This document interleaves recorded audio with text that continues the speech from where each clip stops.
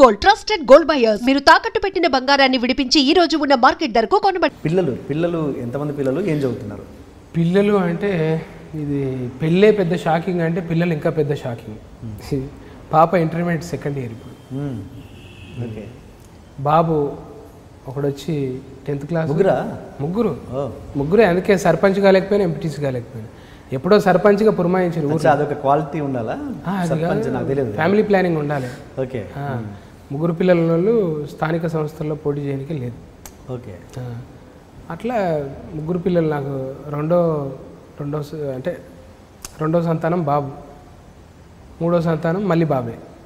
First పాప, బాబు. పాప intermediate second year, బాబు ఒక 10th, ఇంకోడు 9th. అంతా వరుసగా కాలేజీకి దగ్గరలో ఉన్నారండి. ముగ్గురు అంటే ఫస్ట్ పాప, తర్వాత బాబు. అది ఎందుకంటే పాప బాబు కాగానే ఫ్యామిలీ ప్లానింగ్ చేయొచ్చు. కాకపోతే ఇక్కడ మా వంశానికి ఒకటి పెద్ద ప్రాబ్లం ఉన్నది. మా నాయన సెంటిమెంట్ అది. ఇద్దరైతే తోడు ఉండాలి. మరి ఒక్కడైతే ఎట్లా? ఆ ఒక్కడు సెంటిమెంట్ ఎందుకంటే తాత ఒక్కడే, నాయన ఒక్కడే, నేనొక్కడిని, మళ్ళీ నాకొక్కడే. అరే అట్లా కాదురా, మాకంటే అప్పుడు తెలియక ఎట్లనో ఇదైంది, కానీ దేవుడిచ్చిన అప్పుడు ఫ్యామిలీ ప్లానింగ్ లేదు. ఇప్పుడు నువ్వు మళ్ళీ ఆపరేషన్ చేయించగలవు, వద్దు, ఉండాలి ఖచ్చితంగా. ఇంకా నలుగురికి కూడా అన్నాడు ఆయన, నాయన వద్దు, నేను స్కూల్ ఫీజులు కట్టుకోవాలి. అప్పటికే ఈ స్కూల్ సురువైన ప్రైవేట్ స్కూల్. అప్పుడు అంటే గవర్నమెంట్ స్కూల్ మరి 5 రూపాయలు పరీక్ష అట్టకి ఇస్తే సరిపోతుండే, పరీక్ష ఫీజు 5 రూపాయలు ఇస్తే అయిపోతుంది. ఇప్పుడు అట్లా కాదు కదా, నెల కట్టాలి, బస్ ఫీజు కట్టాలి, మళ్ళీ స్కూల్ ఫీజు కట్టాలి. ఇవన్నీ నేనతో కావు, చాలు నాయన అంటే అప్పుడు నాయన ఒప్పించాలి.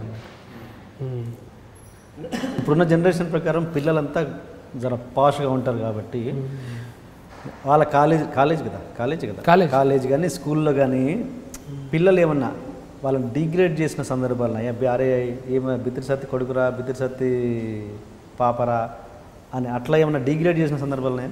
డిగ్రేడ్ అంటే ముగ్గురులో ఒక బాబుకు జరిగింది అది. ఎట్లా? పెద్దోడు వాడు జర ఫ్రెండ్స్తో తిరుగుతుంటే, జర పెద్దోళ్ళు అయిపోతారు కదా, తిరుగుతుంటే సందర్భంలో క్లోజ్గా ఉన్నాడు. ఒకరోజు అన్నాడంట, ఏ బిత్తిరోని కొడుకురా అన్నాడంట. బిత్తిరోని కొడుకు అంటే వాడు చెప్పిండు సమాధానం. అట్లా ఎందుకు అంటారు పిల్లలు, ఇక అగ్రెసివ్గా ఉంటారు. అట్లా ఎందుకు అంటున్నావు అట్లా అని గొడవ పెట్టుకొని టీచర్కి కూడా చెప్పిండండి. టీచర్ బిత్తిరోని కొడుకు అన్నాడు ఈయన అని చెప్పి అంటే టీచర్ పిలిచి అప్పుడు ఒక క్లాసే చెప్పిందంట, అట్లా కాదు, ఆయన మంచి చదువుకున్న ఆయన అట్లా ఉండడు, ఒరిజినల్గా చూడండి మీరు, ఆయన బిత్తిరైన కాదు, మీకు ఏడ కనిపించక అట్లా అంటారు, కానీ ఆయన రియల్గా చాలా మంచిగా ఉంటాడు, ఆయన కార్లో పోతాడు, తిరుగుతాడు, ఆయన వ్యవసాయం చేస్తాడు, మంచిగా చదువుకున్నాడే అని టీచర్ చెప్పినాక అప్పుడు ఆడు మావాడు కూల్ అయిందంటే, అప్పుడు ఆయన రియలైజ్ అయ్యి ఆడు సారీ చెప్పాడంట. సారీ అని చెప్పి అట్లా అన్నారు. అంటే ఆటల్లో పాటల్లో పిల్లల్ని కామెంట్ చేస్తుంటారుగా, మళ్ళా విన్నప్పుడేమో ఒకలాగా ఏమేమి అనలేదు అంటారు, విన్నప్పుడు వేరే వాళ్ళతో కామెంట్ చేసేది.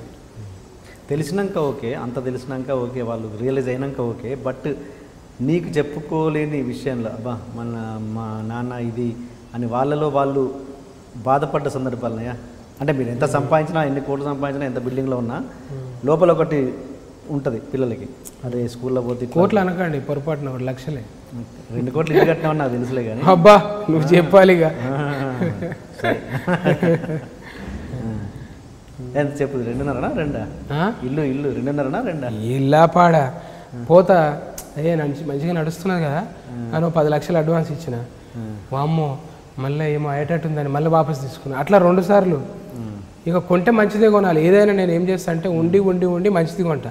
కార్ అయినా, టీవీ అయినా, ఫ్రిడ్జ్ అయినా, మళ్ళీ దాని గురించి చాలా ఆశపడవద్దు. ఆ మోడల్ ఇంకోటి వచ్చింది కొత్తది, అబ్బా ఇది కొనలేము అనుకోవద్దు. కొంటే టాప్ ఎండే కొనాలి, వదిలేయాలి, దాని గురించి మర్చిపోవాలి. ఇట్లుంటుంది అది. మళ్ళీ ఊకుంటే 2-3 ఏళ్ళు గ్యాప్, అది కొననే ఇంట్లో ఎట్లా అంటే నీకు నీటుకుంటాయి కానీ ఇది ఒక్కటి కొనవు ఒక రోజు ఇక తిక్కలేసి సరే కొనుపో అంట.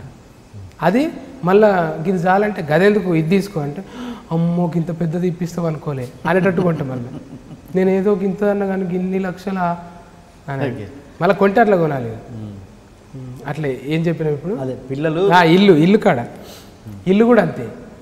నేను మళ్ళీ కొంటే 50-20 లక్షలు కాదు, కొంటే విల్లా కొనాలి. మళ్ళీ దాని గురించి ఆలోచించొద్దు, ఇక టాప్ ఎండ్లు ఉండాలి. ఇక మళ్ళీ దాని గురించి వద్దుందాక అబ్బా ఇది అమ్మి ఇంకోటి కొనాలి అన్నట్టు కాదు, అది లాస్ట్దే కొనాలి. అనే దాంట్లో నా భ్రమలో ఏం చేసిన 2 సార్లు అడ్వాన్స్ ఇచ్చిన 2 సార్లు తీసుకున్నాను. లాస్ట్ దాన్ని నువ్వు ఎట్లా ఫిక్స్ అవుతావు? అంతకంటే మీరు 2 కోట్లది అదే హై ఎండ్ కాదు కదా, ఇంకా ఉంటుంది. అంటే మన బతుకులకు అదే టాప్ ఎండ్ అనిపిస్తుంది. ఓకే, ఇప్పుడు నీ బతుకు అట్లా అవ్వచ్చు, ఇంకా ఫ్యూచర్లో మరి వేలల్లోంచి 100ల్లోంచి కోట్లలోకి వెళ్ళటం అంటే అది టాప్ ఎండ్ కాకుండా ఇంక 100 కోట్లకి వెళ్తాం మనం. రేపు పొద్దున మారచ్చు ఇంకా. గంత ఉండదన్న, నేనైతే పోను. ఇప్పుడు ఉన్న టెన్షన్లకే ఇదైతే ఇక మళ్ళీ ఇంకా. ఓకే, ఆ పిల్లల దగ్గర ఆగిపోయింది టాపిక్.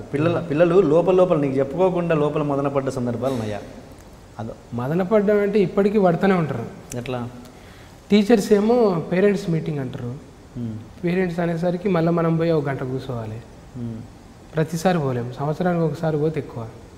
నేనేం చెప్పినా, నాన్న మీరు ఏమన్నా వేయండి, అమ్మని తీసుకోండి, మమ్మీని తీసుకుపోయి మీరు కూర్చోండి, ఏదైనా ఉంటే మాట్లాడండి. అయినా మీకు ఏమన్నా రాదారా నేను అడగనికే? మీకేమన్నా సరే లాస్ట్లో ఉన్నారు క్లాస్లో, మీకు ఏం వస్తలేదు, నేను టీచర్ని అడగాలి. ఏం టీచర్ మా వాడు ఇట్లా ఇంట్లో చేస్తున్నాడు, మీరు ఏం నేర్పిస్తున్నారు అని అడగవచ్చు. మీరు మంచిగానే చదువుతున్నారు కదా నాన్న, ఇంకా నేను ఎందుకు రావాలి, ఏం అడగాలి? మీరు మంచిగా ఉంటారు, మంచిగా చదువుకుంటారు, ఇంకా పేరెంట్స్ మీటింగ్ ఎందుకు అని ఏదో తప్పించుకొని మెల్లగా సాకు చెప్తా ఉంటారు.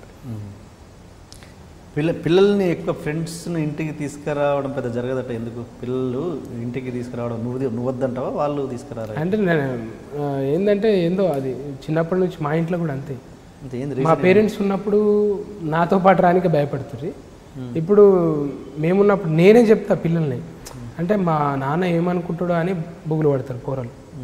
మా నాన్న ఏమని అనుకుంటాడేమో అంటే అనుకునేది దేనికి, అంటే ఇబ్బంది ఫీల్ అవుతాడేమో, ఎప్పుడు అలసిపోయి ఉంటాడు, ఎటో తిరిగి వస్తాడు కదా, ఇప్పుడు కూడా మళ్ళీ స్ట్రెస్ ఎందుకు ఆయనతో మాట్లాడతారు అది అని. అంటే ఏదన్నా హోలీ టైంలో మా పాప ఫ్రెండ్స్ వచ్చినప్పుడు మా పాప నేను వస్తున్నా కిందకి, ఏందమ్మా నువ్వు కింద ఎందుకు వస్తావు, పైకి రమ్మనని వాళ్ళకి తీసుకొచ్చి, అంటే చిన్న భయం ఉంటుంది కదా, డాడీ ఏడికెళ్ళిన ప్రోగ్రాంలకు వెళ్తుంటాడు, ఆడెళ్తుంటాడు, జనాలు ఉంటారు, మళ్ళీ ఇంట్లో కూడా ఇబ్బంది ఎందుకని వాళ్ళకి వాళ్ళే ఫీల్ అవుతారు.